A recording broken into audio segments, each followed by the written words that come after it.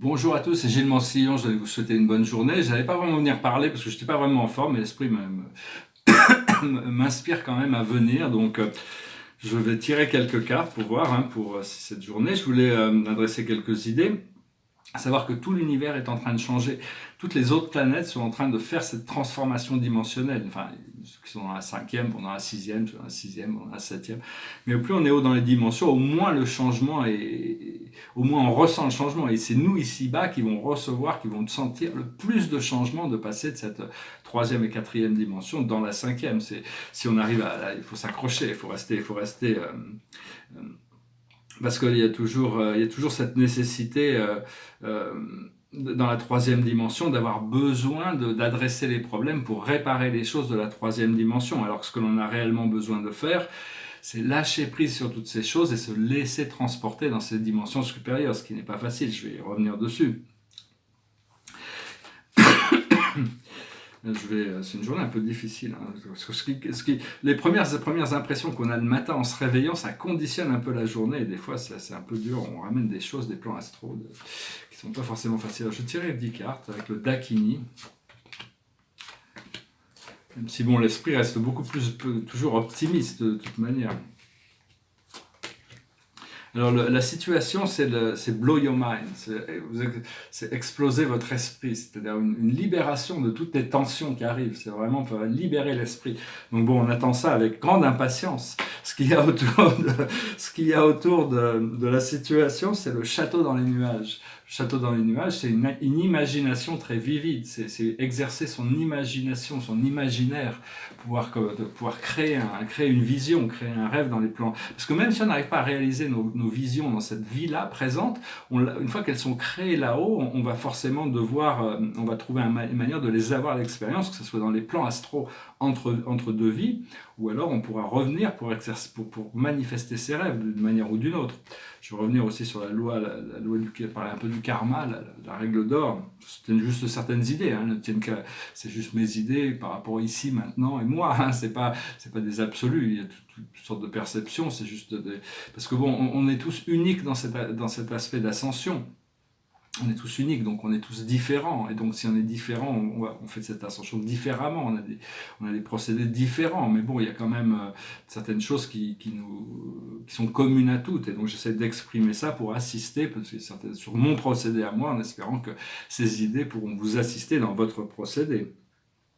Ce que l'on voit devant nous, c'est le horseplay, c'est l'amusement, c'est le jeu, on a envie de s'amuser quand même, on a envie un peu marre de toutes ces choses lourdes, on a envie de rentrer dans les choses légères. Ce qui vient du subconscient, le passé lointain, c'est justement le passé, c'est un poussi dangereux, c'est-à-dire c'est ce passé qui vient de mordre les fesses des fois, donc il faut arriver à lâcher prise sur le passé, à intégrer ce passé de manière pour qu'il s'intègre harmonieusement, on puisse transcender tout ça. La situation dans laquelle on est actuellement, c'est la transfiguration, c'est la mort, c'est-à-dire les changements qui se passent naturellement. Au-delà de notre volonté individuelle, il y a des changements qui arrivent. C'est l'inévitable, c'est des choses qui ne sont pas dans notre pouvoir de faire.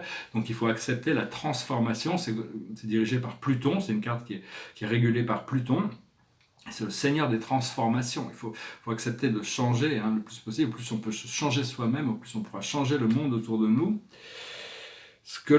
Les situations qui arrivent dans la situation immédiate, c'est le lait de la mer.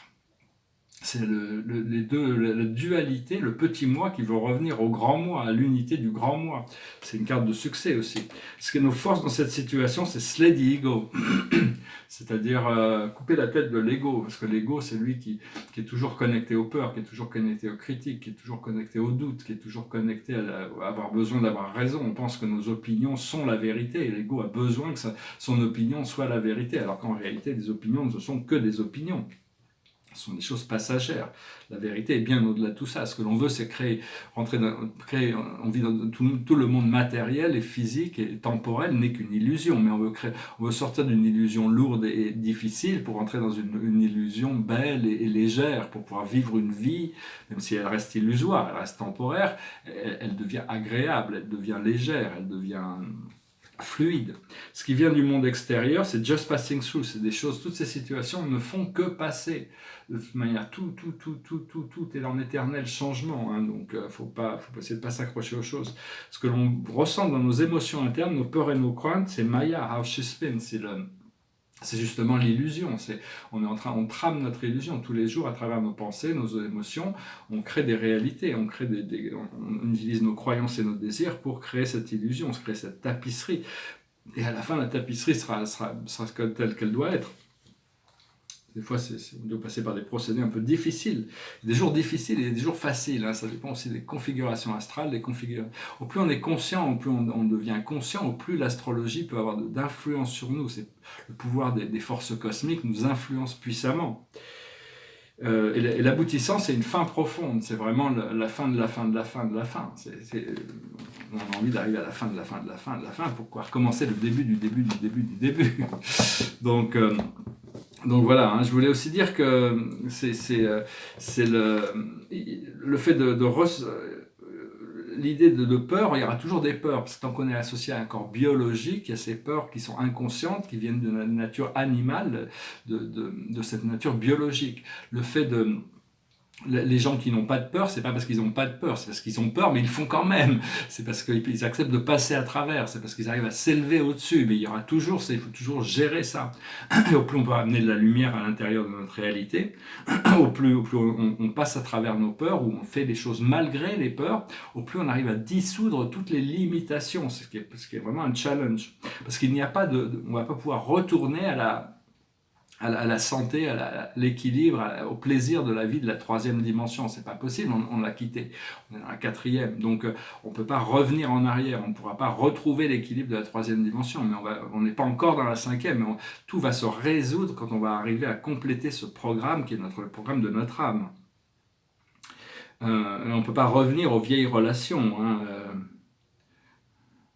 on ne peut pas revenir aux vieilles relations, de toute manière, elles sont finies, donc il faut continuer à évoluer avec nos relations.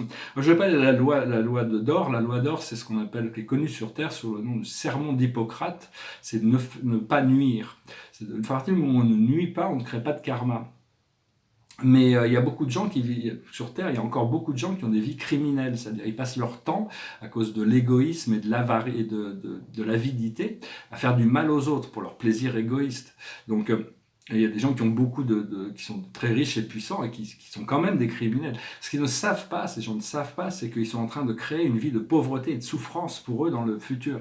On ne pourra pas éliminer totalement la pauvreté tant qu'on n'a pas éliminé la criminalité, le préjudice que certaines personnes font volontairement aux autres pour leurs besoins égoïstes. Donc, et pourquoi il y a tant de pauvres sur Terre? C'est parce que, on ne peut pas généraliser, mais encore une fois, c'est que des idées. Mais ça ne veut pas dire qu'il ne faut pas éliminer la pauvreté, il ne faut pas avoir de la compassion pour tous les gens qui souffrent. Mais ça veut dire que c'est des gens qui ont choisi de vivre ce karma parce qu'ils ont eu des vies très très négatives vis-à-vis de la vie, et donc ils ont choisi une vie très difficile pour harmoniser leur karma. C'est-à-dire qu'on ne pourra pas éliminer la pauvreté tant qu'on n'élimine pas la criminalité. Et donc, parce que quand on a des gens qui passent sur Internet, il y en a plein, hein, des gens qui passent leur temps à faire dans des actions, même partout dans le monde entier, il y a des gens qui sont criminels et ils sont pas conscients de ça, mais ils sont en train de créer une vie misérable pour eux-mêmes dans le futur. Ils passent toute leur vie à faire du mal aux autres, et donc ils doivent s'incarner dans des situations difficiles. Dans un cycle continu sans fin de karma et de souffrance. C'est la seule manière de se libérer de ce karma, parce que même nous, on a eu des vies où on a exploré ce thème. Donc on a fait ça, et puis on a eu des vies de souffrance, on a équilibré ça, mais on a compris que notre âme a évolué au niveau où on peut comprendre que on doit rester droit, on doit rester honnête, on doit faire mal à personne, parce qu'on a assez souffert à travers ce procédé de karma, et donc on est arrivé à cette maturité qui nous a permis d'arriver à cette honnêteté, ce désir de ne faire du mal à personne. Donc la seule manière de se libérer du karma, c'est le dharma, c'est la loi divine, c'est la loi de l'un. Le karma a été créé quand l'homme s'est séparé de la grâce divine, séparé de la volonté divine, a fait le choix de ne plus suivre la voie de l'amour, la voie de l'un, et aller créer des choses qui ne sont pas en harmonie avec le plus haut bien. C'est des choix conscients ou inconscients, hein, mais enfin, pas forcément conscients, parce que les âmes immatures sont attirées vers le mal, hein, de toute manière. Elles tombent dedans, elles font le mal, et après le mal se reflète sur eux. Donc c'est vraiment ce karma est quand même nécessaire, hein, dans un sens. Ça peut paraître un peu bizarre de dire que toute la souffrance terrestre, ça correspond à un état de perfection qui permet aux âmes d'apprendre ce qu'elles ont besoin d'apprendre. Parce qu'on arrive à un moment où on doit commencer à devenir plus conscient. Et on veut transmuter notre propre, on veut pardonner aux autres et on veut pardonner à nous-mêmes, ça nous permet de nous libérer de tous ces cycles de karma, même si on n'a pas besoin, même si les deux côtés, les deux parties impliquées dans des karmas n'ont pas besoin il y a juste besoin de nous de pardonner pour se libérer du karma. Donc voilà, hein, j'espère que ce message aura été intéressant pour vous. Je voulais juste aborder ce sujet, hein, c'est-à-dire que c'est quand même un sujet important de comprendre que toute cette souffrance qu'il y a sur Terre, c'est quand même c'est les êtres eux-mêmes qui ont créé cette souffrance par des actions irréfléchies et donc, bon, ceux qui ont une vie facile, c'est qu'ils ont eu du bon karma. Ils n'avaient pas de karma, donc ils peuvent venir. Donc, on veut se libérer du karma, même si on n'arrive pas à réaliser tous nos désirs et tous nos rêves immédiatement. Comme ça, on pourra, si on a la nécessité d'avoir continué cette expérience physique, on peut revenir pour avoir des vies de plus en plus légères, de plus en plus éclairées, de plus en plus joyeuses. Mais enfin bon, il y a beaucoup de possibilités pour qu'on n'ait plus besoin forcément de revenir dans le monde physique de la troisième dimension si on arrive à compléter, trouver une harmonisation entre nos parties sombres. Tout le monde a des démons à gérer, c'est Socrate qui nous a appris ça. Tout le monde doit gérer cette situation, ses peurs, ses ombres, c'est cette partie, c'est une partie qui n'existe pas là-haut. Hein. Là-haut, il n'y a pas d'ombre, notre âme n'a pas d'ombre. C'est juste, mais tout le monde doit venir avec une ombre fantomatique qui vient de l'ignorance, de l'oubli de qui on est quand on vient ici, et puis on oublie et on crée sans la mémoire. Donc des fois on peut créer des choses, même négatives, inconsciemment. C'est-à-dire que si on crée des choses négatives inconsciemment, c'est beaucoup moins grave que quand on le fait volontairement, où il y a une volonté de se servir soi-même aux dépens des autres. Donc tout ça, il va falloir nettoyer tout ça, hein, toutes ces voies criminelles qui se passent encore sur Terre. Ces gens ne se rendent pas compte. Comme disait le Christ, pardonnez-leur. Dieu demandait à Dieu, Seigneur, pardonnez-leur. Ils ne savent pas ce qu'ils font. S'ils savaient, ils ne le feraient pas parce qu'ils se préparent des vies de souffrance. Des fois, des gens peuvent avoir une vie criminelle et se préparer pour 10 vies dans la souffrance, pour harmoniser tout ça, parce qu'ils ont fait tellement de mal à tellement de gens. Hein. Enfin bon, je voulais juste aborder ce sujet rapidement. Je vais tirer quelques cartes. Je vais rester léger, hein, de toute manière. Je pense qu'on est prêt à entendre ces choses maintenant. La plus haute sagesse pour nous aujourd'hui, c'est la naissance, c'est la renaissance, c'est être né, renaître dans une nouvelle à l'intérieur de nous. Il y a une renaissance qui est en train de se passer. Ce que l'on doit comprendre, c'est la création, c'est créer. Il faut utiliser les arts, utiliser notre pouvoir de création, le pouvoir de pensée positive. Ce que l'on doit faire, c'est le guérisseur. On doit ramener les choses en équilibre, on doit compléter les cycles, on doit guérir les situations.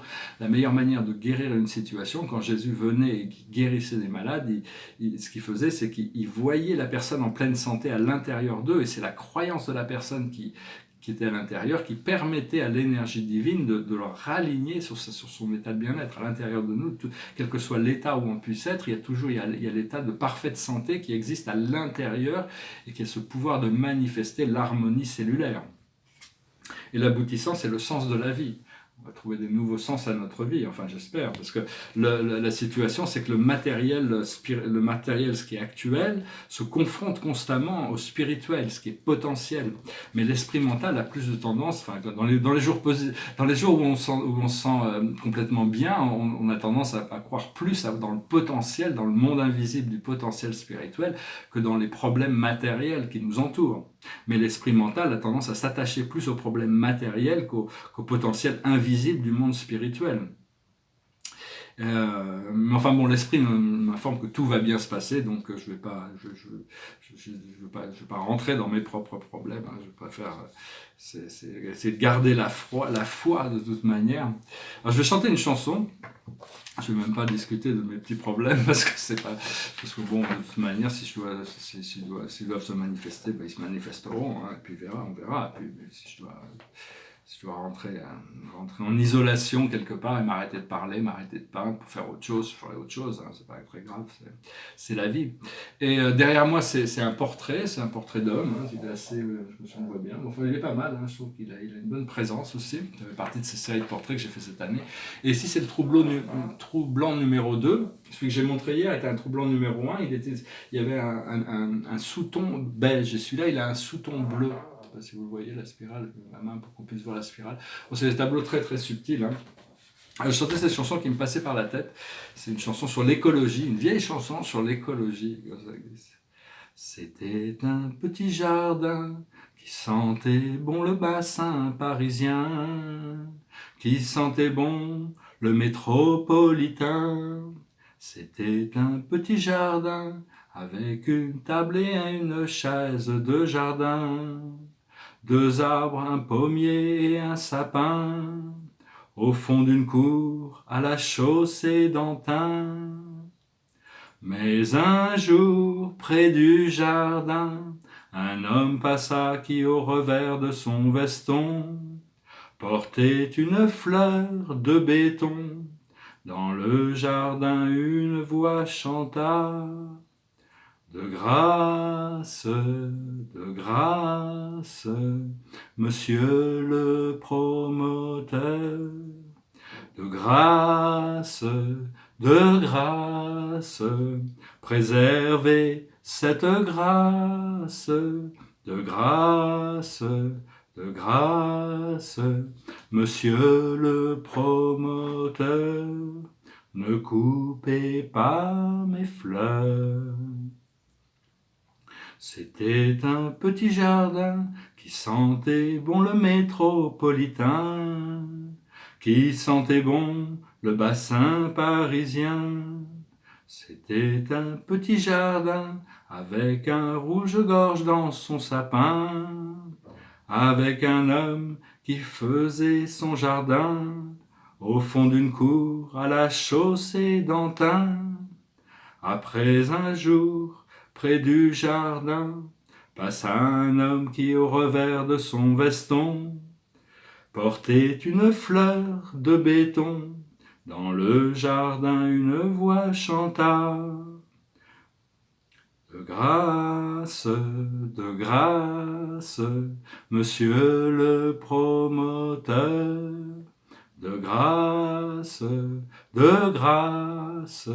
préservez cette grâce, de grâce,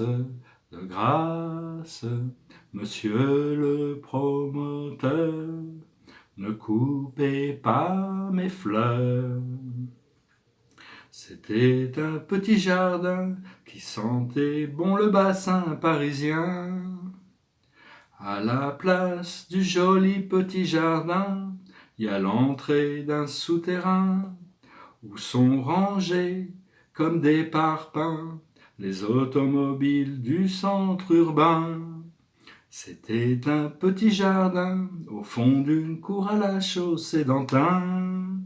C'était un petit jardin au fond d'une cour à la chaussée d'Antin. Voilà, excusez-moi, je suis pas vraiment en forme aujourd'hui, hein, ça s'entend d'ailleurs dans la chanson. Et bon, enfin, c'est un petit peu l'idée de tous les naturalistes et les romantiques, quand l'industrie est arrivée, ils essayaient de proposer une idée que jamais la mécanique et l'industrialisation ne pourraient être supérieures à la nature. Donc on veut quand même préserver un petit peu de cette nature dans les villes, et je pense qu'une des grandes solutions des villes, c'est de commencer à mettre des façades végétales, hein, commencer par mettre des façades végétales. Donc ça permettrait aux plantes de pouvoir intégrer un peu ce carbone, hein. C'est pas très très compliqué, planter des arbres bien sûr. Je m'excuse, hein, j'ai pas chanté, elle n'est pas terrible. Alors la carte de la journée, c'est le 10 de Gabriel. Demandez aux anges de placer les personnes capables de vous aider sur votre chemin. S'il vous plaît, placez les personnes dont nous avons besoin sur notre chemin. On vous remercie. Vous travaillez trop, vous en faites toujours trop pour plaire aux autres. Ben voilà, on va faire une pause, hein, on va se relaxer un petit peu. Et une fois qu'on fait ça, on trouve le page de Raphaël, gentil, aimant, rêveur, sincère. La situation fait naître des émotions nouvelles relations ou invitation à un événement. Votre intuition en dit long. Ici, elle est assise sur un tapis magique, hein, sur la plage. Elle a fait ses châteaux de sable. C'est- le page de Raphaël, traditionnellement, c'est la carte qui représente l'amour inconditionnel, la liberté de ne pas être jaloux, de ne pas avoir d'attachement, de possession, de pouvoir aimer sans attachement. Je vous remercie d'aimer, de partager, de souscrire, de commenter. J'espère, bon, je pense que je reviendrai à vous de toute manière, je ne sais pas quand, mais et puis je vous souhaite une excellente journée. Namasté.